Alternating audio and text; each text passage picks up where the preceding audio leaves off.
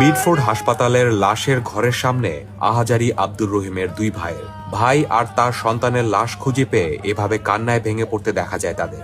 সকালে আব্দুর রহিম আর তার ছেলে এসেছিলেন কসাইটুলিতে মাংস কিনতে। সেখান থেকে তাদের স্থান এখন মিডফোর্ডের লাশ ঘরে।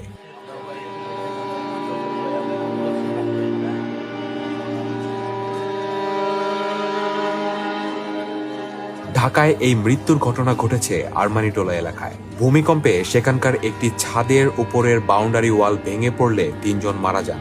মৃত আরেকজন হলেন স্যার সলিমুল্লাহ মেডিকেল কলেজের শিক্ষার্থী রাফিউল ইসলাম রাফি।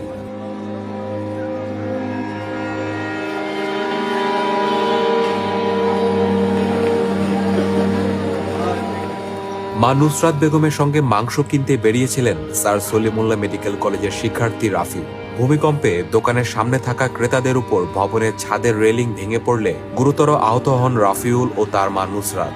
স্থানীয় লোকজন তাদের উদ্ধার করে মিডফোর্ড হাসপাতালে নিয়ে গেলে রাফিউলকে মৃত ঘোষণা করেন চিকিৎসক।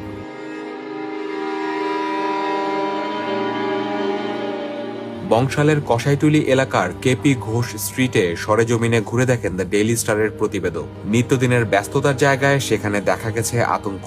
শুক্রবার সকালে অন্য দিনের চেয়ে ব্যস্ততা ছিল তুলনামূলক কম।